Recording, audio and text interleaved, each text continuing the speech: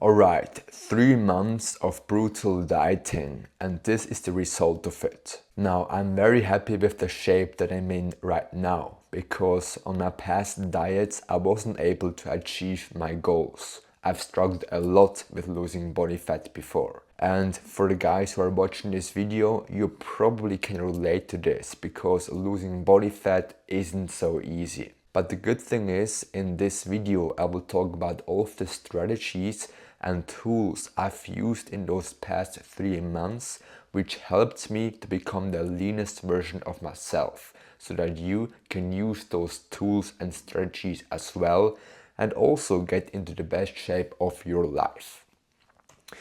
But first, I actually want to start with my transformation. Because whenever I click on a YouTube video, I want to know if I actually can trust the guy I'm watching. And does he actually have proof that the things he's talking about work? And this is why a transformation is a very good way to prove that the things that I'm going to talk about really work. Because as you can see on the left side, this was me in March this year, and I was around about 20 or maybe even 25% body fat. But now, 3 months later, I finally was able to get down to maybe about 12% body fat, and I feel incredible. Now, maybe some of you guys are gonna disagree with me and tell me I'm more like 15% body fat. So I'm actually very curious about knowing how you would estimate my body fat right now. So definitely comment about it below, because I wanna know. Then at this point, it's also very important to mention that I feel way more energized and actually have a better performance in the gym. This is something many people think can't happen or isn't true when you're dieting. Most people think they will have low energy and their performance will go down in the gym. This is mainly because they're eating the wrong foods and are following a wrong routine, or a routine which doesn't enable them to perform in the gym. And I will talk about these mistakes later in this video and give you actual steps which will help you to improve those things. Because now I actually also want to right away start with the first cut I've ever made and why it failed. Here on this picture you can see me at the end of the cut. Yes, at the end, not the beginning. This is how I ended my cut. It has been the leanest version of myself during this period of time. I never was this lean before. I actually don't even think I can consider myself lean there. I mean, I have barely visible abs, not even really, and I'm still looking a bit puffy. And the main reason for this are these things. Firstly, I ate traditional bodybuilding foods, like for example chicken, rice, peanut butter, all of those things.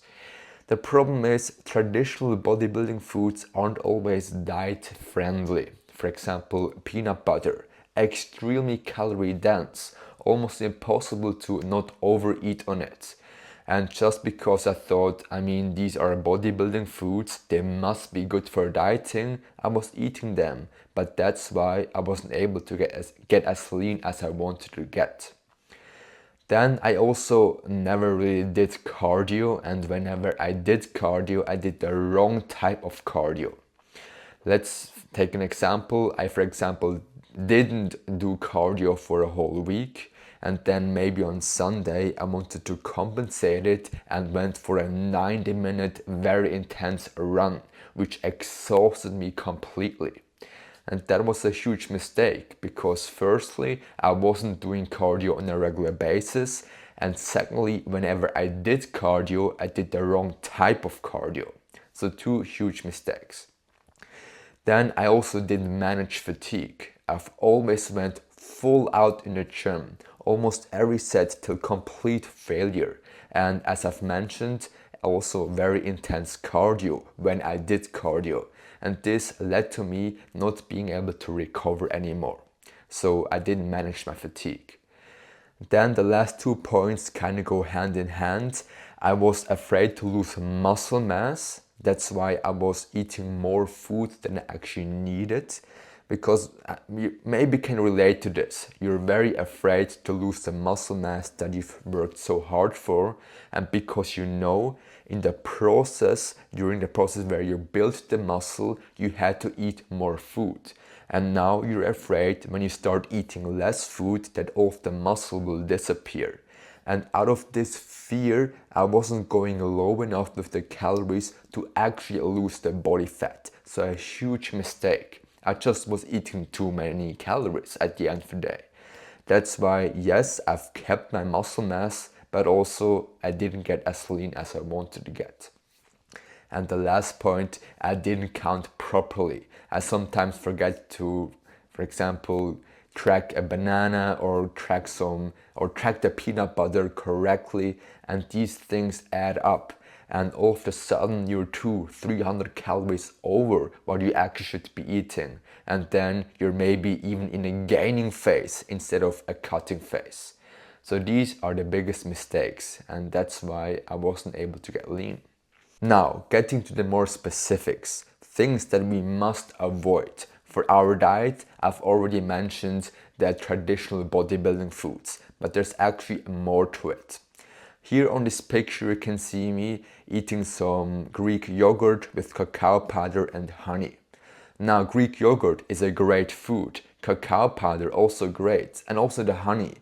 But the problem is the honey makes it extremely calorie dense.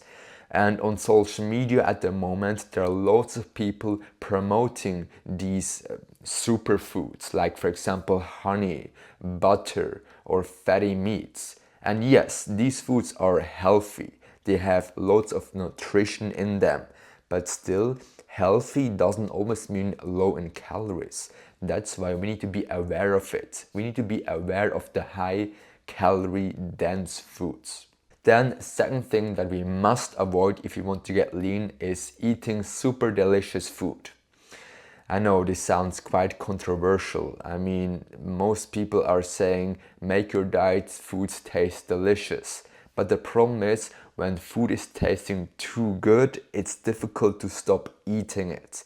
So if you would rank the diet foods that we should be eating from 1 to 10, we should aim for about food that is tasting a 8 out of 10.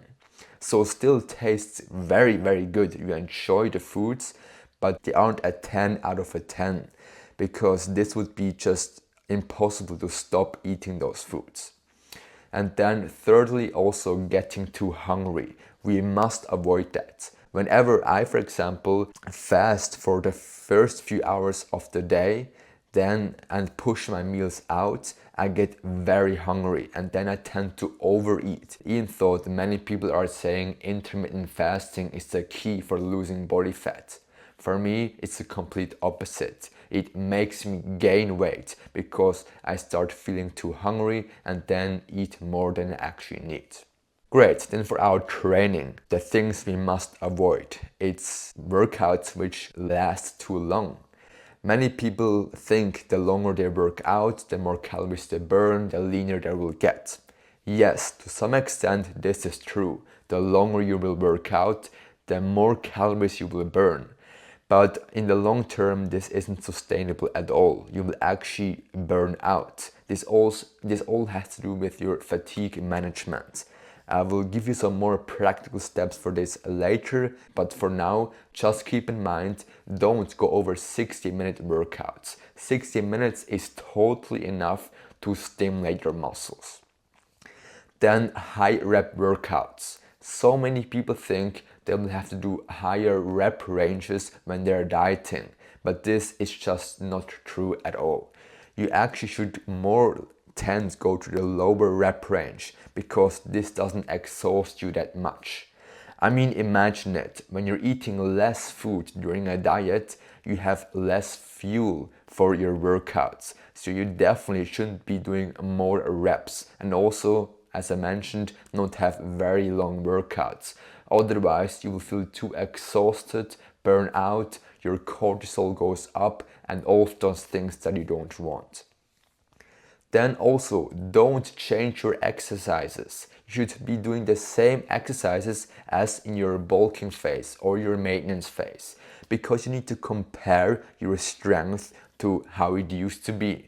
Otherwise, when you change your exercise selection during your cut, you don't really know if you kept your strength or if you are actually improving or are you losing muscle. And these are very important things. We need to know about these things. And then also for our training, as I've mentioned, no cardio is bad and doing too intense cardio is bad as well. We need to find something between. And again, I will give you a tip for this later in the video. Now, I need to say you have been brainwashed, not about the things I've just talked about right now. It's actually because most of these things I've just talked about are promoted by other guys. People in the fitness industry are telling you to eat traditional bodybuilding foods. They tell you to eat peanut butter, eat honey, do very intense cardio and work out for 2 hours for the best results. This is all brainwashing. They just want to sell you some workout program which lasts 2 hours. And people believe it because for almost everything else in our life, more is better. But for losing body fat, it's not more is better. Doing the right amount of cardio is good. Doing the right amount of exercises and eating less food, all of this actually creates the calorie deficit and will give you the results. Now I want to move on what to actually do for your diet. These are the things which got me very lean this year, which got me the six-pack abs and made me feel energized even during a calorie deficit. Now, firstly, I just focused on calories and macros. I just cut out all of the noise of, oh, your honey is so important, keep it in your diet. Oh, eat peanut butter, it's very good. I just cut out all the noise, all of the noise which is on social media. And I've went back to the basics. It's all about the calories and the macros for getting in great shape. Then I was searching for comfort foods because yes, if you're in a calorie deficit, every now and then you will feel very restricted. You will feel like you're very hungry, and then some comfort foods are helpful. We need something that we can fall back to, feel relaxed and enjoy. And ideally these foods are low in calorie, then you can eat more of it and actually still hit your macros and calories. I, for example, made myself oftentimes a high protein ice cream. If you want a recipe to this one, the link is down in the description. You will just have to download it. It's on my shredding plan. Then also learn to cook. This is something which only has upsides, because if you can cook your own foods, you can track it better, you actually know what's in your food, you can make it taste the way that you want it to taste, and it's also just a super cool skill. You'll feel more independent. You're a guy who can cook for himself, that's important. But also we need to create boundaries. We can't be eating super extremely delicious food like cookies, real ice cream and all of those things. They make us overeat, they make us binge. So these boundaries are important. And I've actually just created simple tools for me which included those boundaries and kept my diet simple. I've said to myself, I can eat as much meat, fish, eggs, vegetables and fruits as I want. This kept my diet very simple. It included comfort foods. It also created boundaries. I had to learn to cook and I was able to hit my calories and macros with this. As you can see on this picture, this is how I was eating on my diet. I had huge meals. Look at this, I had like 500 grams of tuna steak, then I had some more fish, then on the right side some meat, some shrimp, a huge salad. This kept me full for hours and made me hit my protein goal, all of the things. It's just, by doing this, by following a diet like this, it's impossible to fail. I've proved it myself. I have a huge hunger, and this usually is very difficult to get lean with something like that. But because I was able to create this pretty simple diet approach, I was able to stick to it and enjoy it. So these are the things that you have to do for your diet. Now moving on to, I have a diet hack. I forgot about this one. This is something which many people will probably get at me in the comments and tell me, oh, artificial sweetener, it's so bad for you, it's gonna give you cancer, all of those bad things. From a dieting perspective, no calories equals no problem. You will get lean if you consume those things. They won't make you gain weight, make you fat. And I just want to prove or say one point to the guys who are gonna say it's unhealthy drinking those things. I can guarantee you it's way healthier losing body fat and drinking this stuff instead of not losing body fat and not drinking this stuff. Of course, if somebody's already lean and starts consuming those things, it won't make him healthier. But if someone struggles a lot with excess body fat and starts drinking things like these, and this helps him lose body fat, he will get healthier. So in my opinion, only upsides. It also satisfies your sweet cravings, it hydrates you, maybe not as much as water, but it still hydrates you. And also it improves your mood. And this is something which is very helpful during a diet when you already might be feeling a bit restricted. Now, for our training, what do we have to do here? I've already talked about the things we must avoid, but now what do we have to do? We need to keep it intense. During a diet, you can't be training light. Otherwise, your body will start reducing your muscle mass, because if you eat less calories and don't train properly, your muscle mass is also something that your body will get rid of. So we need to give our body the signal to actually keep the muscle, and we can only do this by training very intensely. Then improve stimulus to fatigue ratio. This means, for example, squat, so moving from squats to a leg press. The reason for it is because squats have a huge stimulus, but also give you loads of fatigue. You have to balance the weight. You need to stabilize with your lower back, all of those things. But at the end of the day, you're probably doing squats because you want to grow your quads or keep your leg muscles. And you can do the same thing by doing the leg press. But for the leg press, you don't need to stabilize with your lower back. You don't need to balance the weight. That's why the fatigue is less, but the stimulus stays the same. And this is something which becomes very important when you're cutting. During a bulk, you're eating lots of food. You can manage the fatigue because you have lots of calories in your system.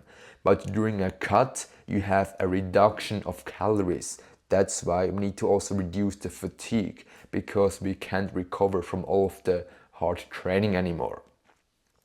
And that's why I also mentioned another point, switch to machines if you need to. But then for cardio, we know from the example, so from the mistakes that I've used to make, is not doing cardio at all or doing too intense cardio. That's why low intensity cardio is just the sweet spot. This is what we will have to do. Low intensity cardio makes us burn calories, but doesn't interfere with our weightlifting sessions. It's, for example, walking on a treadmill. I mean, walking for 30 minutes burns a decent amount of calories, but it doesn't make you not recover from lifting weights. And that's exactly what we want if we want to get into elite shape.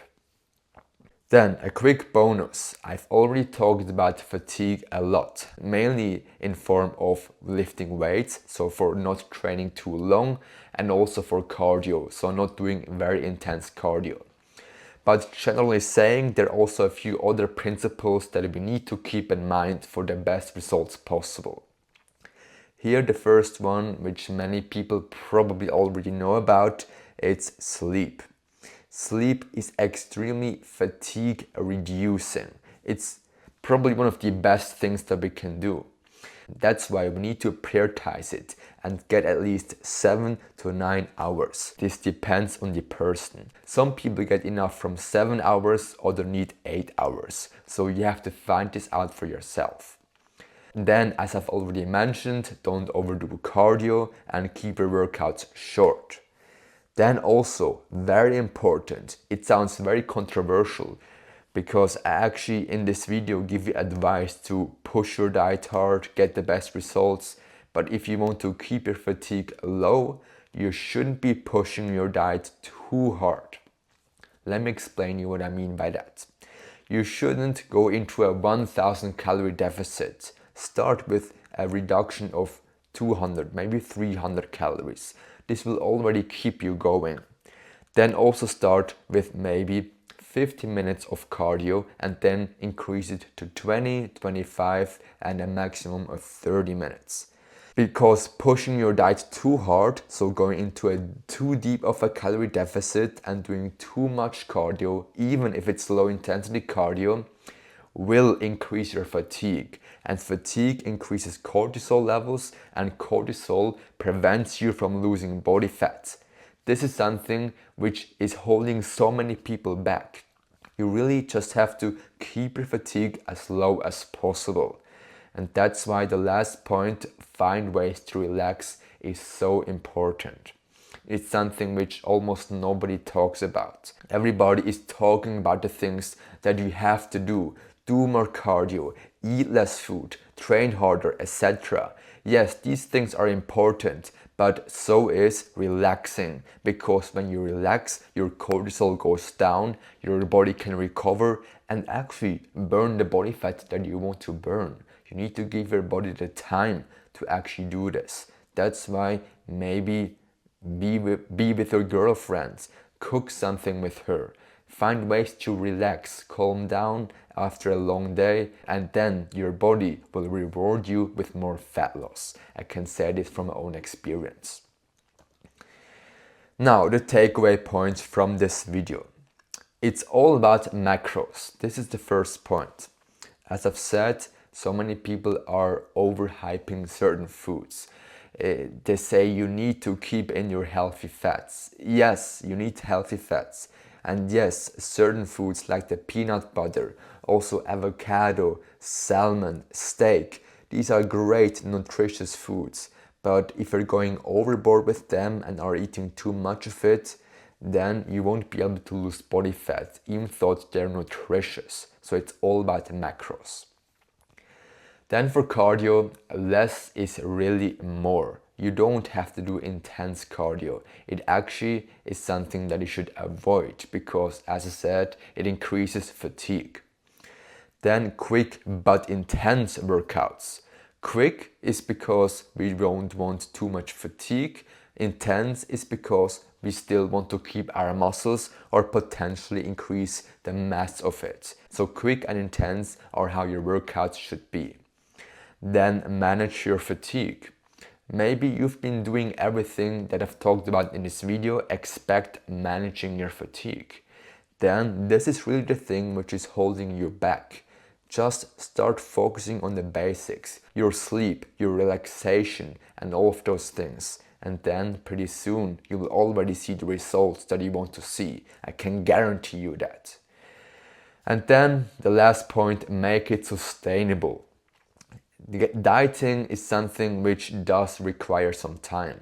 I know this video is called 3 months of brutal dieting, and 3 months isn't really a very long time, but still making it sustainable is critical if you want to stay lean. If I would have been following a diet which isn't sustainable, then I would have been regaining it right away after those 3 months. But I think most people watching this video, they firstly want to get lean and secondly stay lean, of course. You don't want to get your belly back. That's why you need to find ways how to make it enjoyable and sustainable. This is crucial. Great, and that's it. This is the whole plan, the things I've learned during those past 3 months, and most importantly, the things that actually got me the leanest that I have ever been. Now to finish off, I just want to mention that you can access to my free diet plan and free workout plan, which is down in the description. Now I really hope that you start applying those tips and tricks and maybe let me know how well they have worked for you, and then I will see you in the next one.